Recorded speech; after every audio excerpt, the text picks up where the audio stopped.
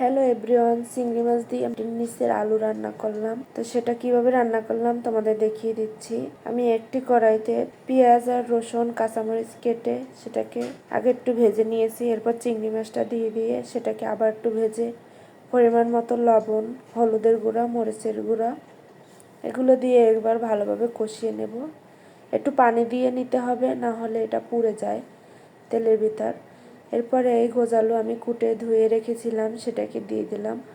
অনেকেই কিন্তু আলুটাকে সিদ্ধ করে নেয়, সিদ্ধ করার কোনো প্রয়োজন নেই। আলুটা ভালো করে ধুয়ে নিতে হবে, যারটা লোটটা ছেড়ে দেয়, সেজন্য ভালো করে ধুয়ে নিতে হবে। ভালো করে ধুয়ে নিলে তারপরে কিন্তু কোনো সিদ্ধ দেওয়ার প্রয়োজন নেই, এতে গলা চুলকায় না। আমি কিন্তু চিংড়ি মাছটা দিয়ে মশলাটাকে খুব ভালোভাবে কষিয়ে নিয়েছি। আর মাটির নিচে আলু রান্না করতে কিন্তু বেশিক্ষণ সময় লাগে না, অল্প সময়ের ভিতরে রান্নাটা হয়ে যায়। অনেকে মনে করে গলা চুলকায়, সেজন্য আলুটা ভালো করে সিদ্ধ করে নেয়। আমি সিদ্ধ করে নিই নাই। তো দেখতেই পাচ্ছ আমার রান্নাটা প্রায় শেষের দিকে ভালো করে কষিয়ে নিলাম। এরপর বেশি করে ধনেপাতা দিয়ে এটাকে একটু ঢেকে রেখে দেব। আর আমি ডেকোরেশনের জন্য দিয়ে দিলাম একটু বেরেস্তা।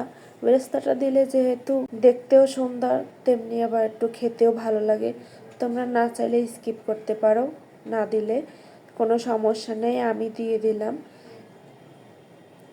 মাটির নিচের আলু কিন্তু অনেকেরই পছন্দ, অনেকে আবার পছন্দ করে না। তবে যারা করে না তারা কিন্তু এভাবে একবার রান্না করে খেয়ে দেখতে পারে। এটা কিন্তু অনেক মজা হয় রান্না করার পরে। তবে এটা শুধু চিংড়ি মাছ দিয়ে না, মাছ যে কোনো বড় মাছ, তারপর মুরগি দিয়েও রান্না করা যায়।